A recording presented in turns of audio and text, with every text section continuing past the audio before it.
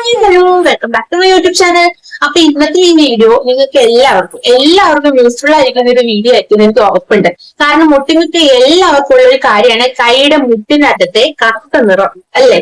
വളരെ ചുരുക്കമായിട്ട് കുറച്ചു പേർക്കൊക്കെ അവിടെ അങ്ങനെ കറുത്ത നിറം ഇല്ലെങ്കിലും ഒട്ടുമിക്ക എല്ലാവർക്കും കറുത്ത നിറം ഉണ്ട് അല്ലെ. അപ്പൊ എല്ലാവർക്കും ഒരു പ്രശ്നം ഇത് എങ്ങനെയൊന്ന് മാറ്റിയെടുക്കുക. ഇവിടെ എപ്പോഴും കൈ ഇങ്ങനെ നിവർത്തുമ്പോൾ കറുത്ത നിറം ഉള്ളത് അല്ലെങ്കിൽ ഫോട്ടോയ്ക്കൊക്കെ പോസ്റ്റ് ചെയ്യുമ്പോൾ കൈ ഇങ്ങനെയൊക്കെ പിടിക്കുമ്പോൾ കറുത്ത നിറം കുറച്ച് ബുദ്ധിമുട്ടുള്ള കാര്യമല്ലേ.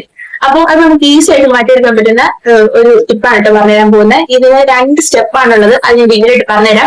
പിന്നെ നമ്മൾ ഈ സ്കൂളിൽ പഠിക്കുമ്പോൾ ഈ ബെഞ്ചിൽ നമ്മൾ നോട്ട് എഴുതുമ്പോൾ കൈയിനെ കുത്തി അപ്പൊ തൊട്ടേ നമ്മുടെ കയ്യിൽ ഇവിടെ ഒരു തഴമ്പ് വന്ന അവിടെ ഒരു കറുത്ത നിറം വരാറുണ്ട്. പക്ഷെ അത് നമ്മുടെ സ്കൂൾ കാലഘട്ടം കഴിയുമ്പോൾ ഒട്ടുമിക്ക പേർക്കും അത് മാറാറുണ്ട്.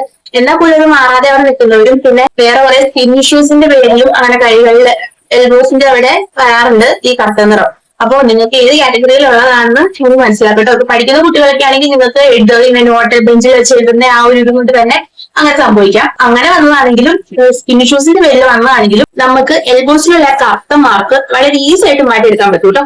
അപ്പം അതിനുള്ള ടിപ്പ് എന്താണ് നമുക്ക് വേഗം നോക്കിയേക്കാം. അതിനു മുമ്പ് പുതുതായിട്ട് വീഡിയോ കാണുന്ന കൂട്ടുകാർ ആരെങ്കിലും ഉണ്ടെങ്കിൽ പ്ലീസ് ചാനലും സബ്സ്ക്രൈബ് ചെയ്ത് സപ്പോർട്ട് കൂടി ചെയ്യുന്നത്. സബ്സ്ക്രൈബ് ചെയ്യേണ്ട തൊട്ടടുത്ത് ഇവിടെ കാണുന്ന ബെല്ലൈക്കുള്ള ഓൾ എന്ന ഓപ്ഷൻ കൂടി ഇനേബിൾ ചെയ്തിട്ടാണെങ്കിൽ ഞാൻ ഫ്യൂച്ചറിൽ എപ്പോൾ വീഡിയോസ് ഇട്ടുണ്ടെങ്കിൽ നിങ്ങൾക്ക് മിസ് ചെയ്യാതെ നോട്ടിഫിക്കേഷൻ കൂടി കിട്ടും. അതുകൊണ്ട് എല്ലാവരും സബ്സ്ക്രൈബ് ചെയ്തിട്ട് അത് ഓണാണെന്ന് കൂടി ഒന്ന് ചെക്ക് ചെയ്യണം. എല്ലാവരും മടിക്കാതെ സബ്സ്ക്രൈബ് കൂടി ചെയ്യണേ. അപ്പൊ നമുക്ക് വേഗം ഇപ്പൊ എന്താ നോക്കിയേക്കാം. അപ്പൊ ഒന്നാമത്തെ മുസ്ലിമില് നമ്മുടെ നാരങ്ങയാണ് കേട്ടോ. ഒരു നാരങ്ങ മുഴുവനായിട്ട് പിഴിഞ്ഞെടുക്കുക. അതിലേക്ക് 1 ടേബിൾ സ്പൂൺ പഞ്ചസാര ചേർക്കാം.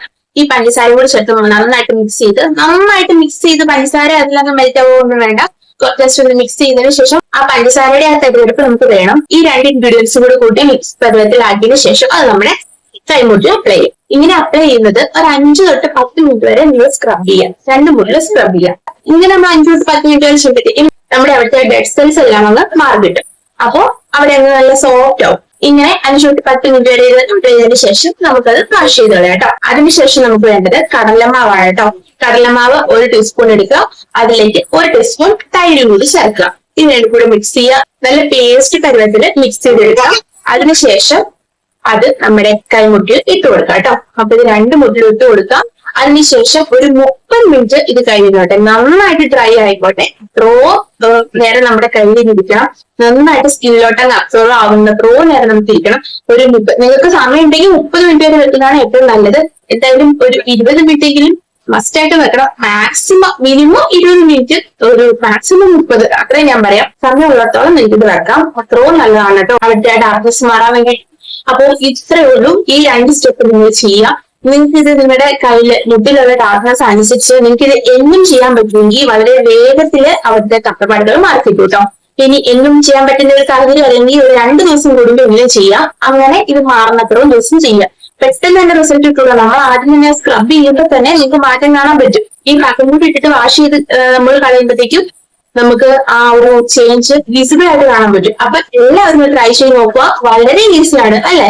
അപ്പോ എല്ലാവർക്കും കിട്ടുന്ന ഇൻഗ്രീഡിയൻസ് ആണ്. എല്ലാവർക്കും പെട്ടെന്ന് ചെയ്യാൻ പറ്റുന്ന ഒരു പാക്കുമാണ്. വേറെ നമുക്ക് തയ്യാറാക്കി എടുക്കാൻ ഒരുപാട് സമയമൊന്നും ആവശ്യമില്ല. പെട്ടെന്ന് തന്നെ ചെയ്യാൻ പറ്റുന്ന ഒരു ടിപ്പാണ്. അപ്പോ എല്ലാവരും ട്രൈ ചെയ്ത് നോക്കാം. പിന്നെ ഇതിൽ പ്രത്യേകിച്ച് ഒന്നും ശ്രദ്ധിക്കാനില്ല. ഇത്ര സമയം നിങ്ങളിത് വെക്കുക കേട്ടോ. അങ്ങനെ എല്ലാ ദിവസവും ചെയ്യാൻ പറ്റുമെങ്കിൽ എല്ലാ ദിവസവും ചെയ്യാം. ഒരുപാട് ഡാർക്ക്നെസ് ഒക്കെ ഉള്ളവരെ എല്ലാ ദിവസവും തന്നെ ചെയ്യാൻ ശ്രമിക്കാം. കുറച്ചൊക്കെ ഉള്ളവരെ 2 ദിവസം കൂടുമ്പോൾ വേണമെങ്കിൽ ചെയ്യാം. ഇനി ഒത്തിരി ഡാർക്ക്നെസ് ഉള്ളവർക്കാണെങ്കിൽ പോലും 2 ദിവസമെങ്കിലും മുൻപ് ചെയ്യാൻ പറ്റുമെങ്കിൽ നിങ്ങൾ ചെയ്യാം. അങ്ങനെ മാറണം.